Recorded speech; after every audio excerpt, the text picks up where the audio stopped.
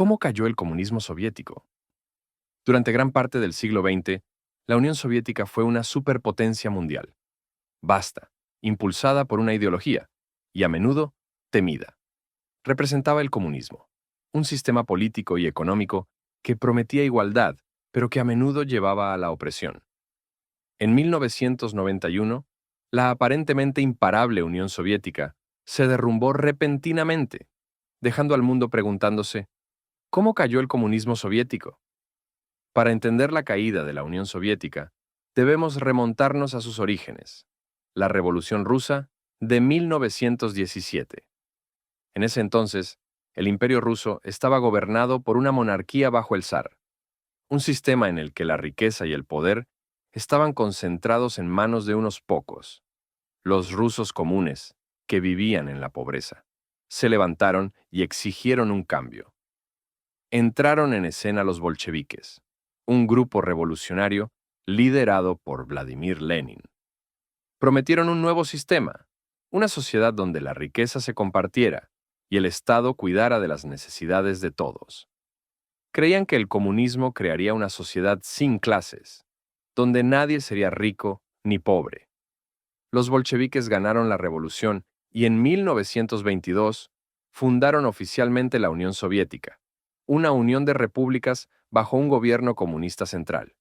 Pero este nuevo sistema no era tan ideal como parecía.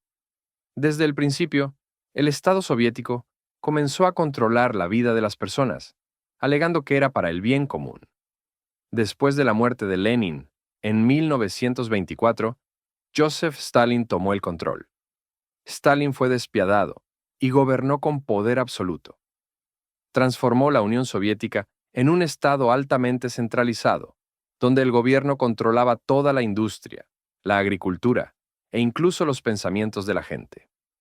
Bajo Stalin, millones de personas fueron enviadas a campos de prisioneros llamados gulags, donde enfrentaron condiciones brutales. Cualquiera que se opusiera a él o hablara en contra del comunismo era visto como un enemigo.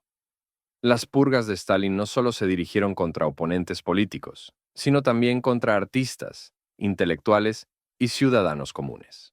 Aunque la Unión Soviética se industrializó rápidamente, fue a un costo humano enorme. La política de colectivización de Stalin, que obligaba a los campesinos a entregar sus tierras y trabajar en granjas estatales, llevó a hambrunas generalizadas y a millones de muertes. El ideal de un paraíso para los trabajadores quedó opacado por el miedo y el sufrimiento. Después de la Segunda Guerra Mundial, la Unión Soviética emergió como una de las dos superpotencias globales, junto con Estados Unidos. El ejército soviético había liberado a Europa del Este de la ocupación nazi, pero en lugar de darles libertad a estos países, la Unión Soviética impuso gobiernos comunistas leales a Moscú. Esto marcó el inicio de la Guerra Fría, un periodo de tensión y competencia entre el este comunista y el oeste capitalista. La Unión Soviética controlaba países como Polonia, Hungría y Alemania Oriental, manteniendo el poder con mano dura. Cualquier signo de rebelión se encontraba con fuerza militar.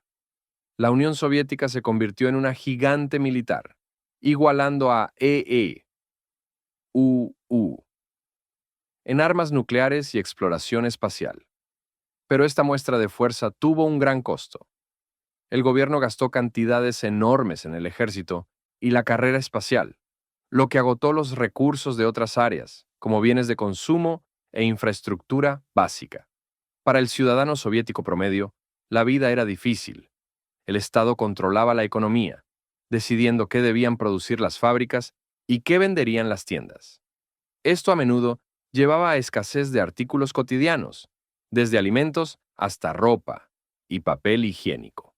Para llegar a fin de mes, muchos recurrían al mercado negro, donde podían comprar productos escasos. La gente aprendió a arreglárselas con poco, pero la insatisfacción creció al ver la abundancia en Occidente. Mientras tanto, los países occidentales, con sus economías capitalistas, prosperaban. Las personas en la Unión Soviética podían ver destellos de la vida occidental a través de películas, libros e incluso transmisiones de radio extranjeras. Surgieron preguntas. ¿Por qué ellos tenían tanto y nosotros tampoco. Para la década de 1980, los países de Europa del Este abiertamente resistían el control soviético. En Polonia, un movimiento obrero llamado Solidaridad, liderado por un electricista llamado Lech Walesa, ganó un enorme apoyo, exigiendo más derechos y reformas. El gobierno soviético intentó reprimir estos movimientos, a veces enviando tanques para restaurar el orden. Pero el espíritu de resistencia no podía ser silenciado. La gente quería libertad, y el costo de mantener a estos países bajo control soviético estaba aumentando. En 1985, Mikhail Gorbachev se convirtió en líder de la Unión Soviética. Vio que el sistema se estaba desmoronando desde dentro. Para salvarlo, introdujo dos reformas clave: la glasnost o apertura y la perestroika o reestructuración. La glasnost permitió a los ciudadanos soviéticos hablar libremente y discutir abiertamente problemas. Los periódicos publicaron artículos sobre temas antes prohibidos, como las condiciones horribles en los gulags de Stalin. Por primera vez, la gente pudo hablar sobre los errores del gobierno. Con la perestroika, Gorbachev intentó reestructurar la economía, permitiendo algunos negocios privados y reduciendo el control estricto del gobierno. Pero la economía soviética era tan rígida que estos cambios llevaron al caos en lugar del crecimiento. El sistema simplemente no pudo adaptarse. Las reformas de Gorbachev estaban destinadas a fortalecer la Unión Soviética, pero desataron fuerzas que escaparon a su control. La gente no estaba satisfecha con unos pocos cambios. Querían verdadera libertad, democracia y el fin del gobierno comunista. En repúblicas soviéticas como Lituania, Letonia, Estonia y Ucrania, los movimientos nacionalistas comenzaron a impulsar la independencia. A través de Europa del Este, el deseo de autogobierno se propagó como un incendio. Gorbachev, al ver estos cambios, se negó a usar la fuerza para detenerlos, lo que permitió que los movimientos en Europa del Este y la URSS crecieran aún más. En 1989, el muro de Berlín, símbolo de la división entre este y oeste, cayó. Fue un evento monumental que marcó el fin del control soviético en Europa del Este. La gente en Polonia, Hungría, Alemania Oriental y otros países celebraron su recién adquirida libertad. El bloque oriental se desmoronó casi de la noche a la mañana. El férreo control que mantenía a estos países unidos desapareció. El mundo observó con asombro cómo, uno a uno, los regímenes comunistas caían, dejando a la Unión Soviética aislada. En Moscú, los comunistas de línea dura temían perder el control. En agosto de 1991, intentaron un golpe, colocando a Gorbachev bajo arresto domiciliario y tratando de restaurar el estricto gobierno comunista. Pero el golpe fracasó, en parte gracias al coraje de quienes resistieron y las audaces acciones de Boris Yeltsin, un líder reformista. El pueblo había probado la libertad y no estaba dispuesto a retroceder. El golpe falló, pero marcó el fin del poder soviético.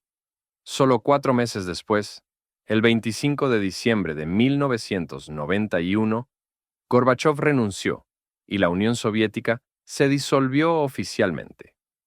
Después de casi 70 años, la Unión Soviética dejó de existir. Sus repúblicas, incluidas Rusia, Ucrania y otras, se convirtieron en naciones independientes. El sueño del comunismo soviético había llegado a su fin. La caída de la Unión Soviética dejó un legado complejo. Terminó la Guerra Fría, trajo democracia e independencia a millones y transformó la política global, pero también dejó dificultades económicas, inestabilidad política y profundas tensiones entre los estados recién independientes. Hoy, los países que una vez formaron la Unión Soviética aún están buscando su camino. Comprender la caída del comunismo soviético nos recuerda el poderoso deseo humano de libertad y las complejidades del cambio. Gracias por vernos. Si disfrutaste esta historia, dale me gusta, suscríbete y comparte. Sigamos explorando juntos las lecciones de la historia.